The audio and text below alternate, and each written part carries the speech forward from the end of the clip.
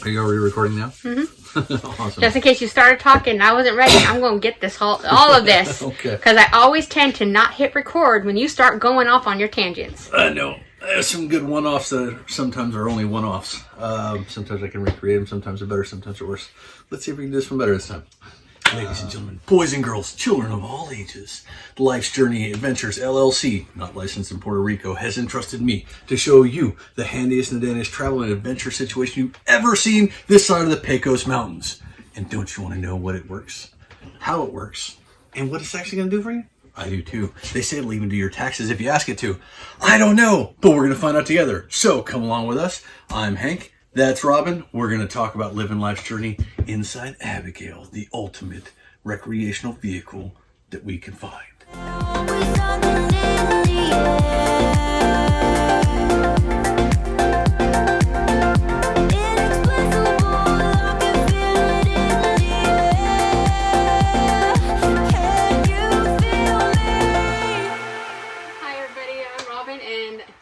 Behind the camera. So What up? What up, everybody?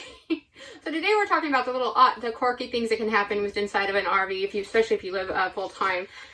So with our 42 FSKG, which we lovingly call Abigail, we found that there's some engineering suggestive thingies that you will tend to find into, because most of the designers that create these wonderful vehicles don't necessarily live in them, or at least not full time. So we have found throughout our little adventures inside of our RV that there are some little quirkinesses. Though we love our RV, there's some little things that... So if you're interested in a 42 FSKG, we're going to show you some of the things just to be aware of, so you know in advance what you're getting into. With that being said, is the cabinets. They are great. They're the soft close. Beautiful. Love it, love it. The only thing is when it gets to a certain point, they will bang into the other side or the opposing wall, and over time you're going to damage whatever it's coming in contact with. And that's what a lot of cabinets that you're going to find that has an opposing side wall or cabinet that's going to run into. So we went out and bought rubber stoppers so we can do that.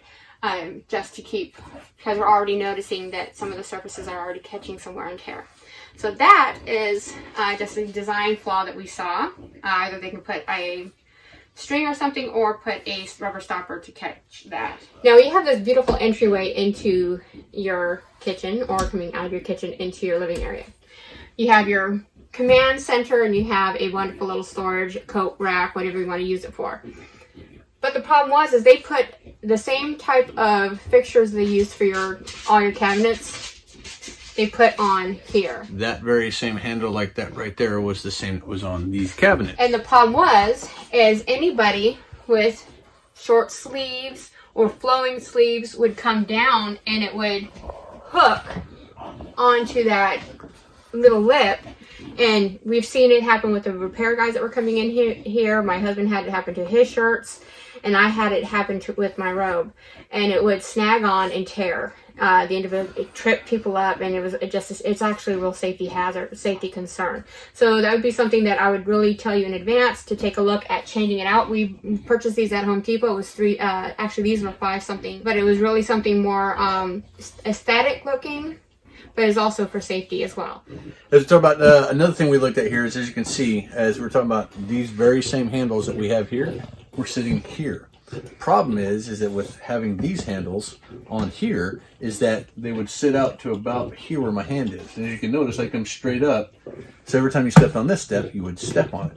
We went to dang Home Depot and we found these here for about $4. We were able to find some that were able to fit in there that rest up right against it, help you able to lift it up. And again, as Robyn said, everything in here is soft close, which is awesome. But these right here now are solid. They're up against it. They give everything you need, and you don't step on it with your feet. Again, buddy. Wow. Oh, hey, you guys are here. Hey, just kidding. So as we're talking about this stuff, because as you can see, this door is awesome for the bathroom. But hey, what's going on? Now you can't go to the bedroom, and anybody trying to come out of the bedroom, I just smacked you in the face. Probably not necessarily the greatest of ideas. Also, as it comes back here, if this door is open, I cannot fully close this door. Right? And heaven forbid you get in this situation like we had. If it already happened, as you see, right, you can barely see it. But this doorknob overlaps on the door, and now this door doesn't do anything, and like, what are you going to do? Plus, as Robyn said earlier, when you start looking at these, there's no padding on the top of the door up here or any of these other places where everything knocks into each other. Right in here, there's actually a worn spot you can see. I don't know if the camera is picking it up or not, but right here in front of my finger, there's already a worn spot from where the door hits here on this ledge, off of this ledge right here, because of the way it's set in. So we're gonna put a little rubber dot right here, help protect it so that way it doesn't do it anymore, and it should help fix the situation. Oh man, not another night, I promise. How many of you have had that night before in an RV? I promise you that's not what I'm doing right now. But anyways, as we're talking about further with small engineering things.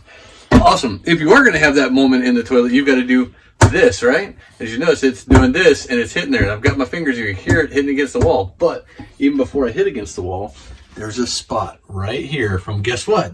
The toilet seat. That rubbing has created this problem right here. And it also rubs off right here. You can see the white spot. So with all that being said, a rubber dot right here or right here. I think we're going to put it right here. Possibly. We'll see. But it'll help save everything. Small things to think about. This home is full of love and laundry. Ooh, into the bedroom. Look at the wild bulldog stuffed animal. Let's poke it with a stick. Okay, so now we go on to talk to my wife with the Gumbyette in the background, cheering around going, yay! She also has Yoshi and a big pig. So okay, so hi, we're in the bedroom. Okay, as with everything, again, we're going to be talking about the fixtures. These are the standard fixtures throughout your rig, at least in this model. This is a 2021. The biggest problem that we have, again, is they stick out. They stick out far on this thing. We call them knee knockers because you're going to try to get through here and then you're going to hit your shin. You had them along. This is the closet, but you also had them along the bottom row here, and you have 4 drawers. You can see we already replaced them because every time I got out of bed, the first thing I would do was hit my shin on those things. We're going to be replacing them from the bottom pulls. There's another thing to consider as well, just to let you guys know. If any of these drawers happen to be extending anywhere, just not fully put in or whatever, you're going to find yourself having an issue when you open up your door. You're not going to be able to fully open it because that will stick out too far, and you're not going to be able to open up your door to get access to your washer and dryer. But it's not complaining against the whole fact of these. They're aesthetically pleasing. They look great. They go well, but they just, unless you're living in it full time and you see these things pop up, you're not going to notice that they're happening. So you're not going to catch that this is going to happen here or there. So we just want to let you guys know. Something for you guys to be aware of. Our closets have this kind of new style of hanging your clothes. It doesn't allow for proper spacing or for to have enough hanging space. So what you can do, just to let you know, it is 68.5 inches across. You can go to Home Depot. You can go to Home Depot, buy a curtain rod and the proper hanging devices, and you can replace that. It's a very simple job. Takes you less than an hour to do it. The fact that this closet is not a very deep closet, it's a very narrow closet. That's why they have the rod hanging the way it is. You can make the adjustments to do at an angle to hang up your clothes, or you can buy children's size hangers, so you can make the adjustment that way. It's a very nice rig. Everything is just making those adjustments that you need to do to be considerate as far as trying to keep down the wear and tear as far as inside the house. Now we're going to go outside and take a look at some of the oddities outside. Woohoo! Hey guys, what's happening? Okay, so as we're outside, we want to talk to you guys a little bit more about some of the engineering suggestions. One of the things with this thing, it has an awesome outdoor entertainment system. Got 2 big, huge speakers out here. They are JBL speakers. They are marine grade speakers with a built-in amplifier. It's pretty awesome to see. And we have got a brand new 50-inch HD TV. It's pretty cool. You can see it's still got a sticker on it. Why? Because we don't sit outside a whole lot in the cold weather. But the one thing we want to talk about, Mr. Coombe's like, Daddy, TV. So one thing I want to talk about is the way that this thing is held in. There's this small itty bitty clip, and you can see this small line right here is the line that hooks into this little clip. You can see it's about a 1/16 of an inch of space. It works really awesome to hold it, right? You think, oh, hey, cool. But yeah, no, as you can see, it comes across like that. Just barely me tugging on it at all. Also with this, a little bit of wind, boom. And if I've got the TV out, because the TV does come out and swivel, smash, there goes my TV. You can see this is not a small thing at all. We're actually gonna go look at doing and getting another one that we're gonna put in, or come with a different way to hatch this. Different TV, something, I don't know, we're gonna figure it all out. But either way, probably not good for outdoors, especially if you're gonna be out running around. Well, not yet. It's cold out here. Yes, it is cold. It's cold. So those are, thank you guys for hanging out with us and for being a part of, oh great. This is why I said let's coincide. Keep going. I know. As entrusted by Life's Journey, LLC, not licensed in Puerto Rico. The best RV this side of the West Pecos Mountains, as approved by Puma and Timon. You've seen Abigail. You've even seen some of the engineering suggestions to help you have a better time. If you act now, all you have to do is get on, like, subscribe, hit the little notification bell button, and you will be taken on a journey to learn even more about the most awesome recreational vehicle ever, even to include how to make it better than it was, as approved by Timon and Pumbaa, and also me, Hank, and Robyn behind the camera.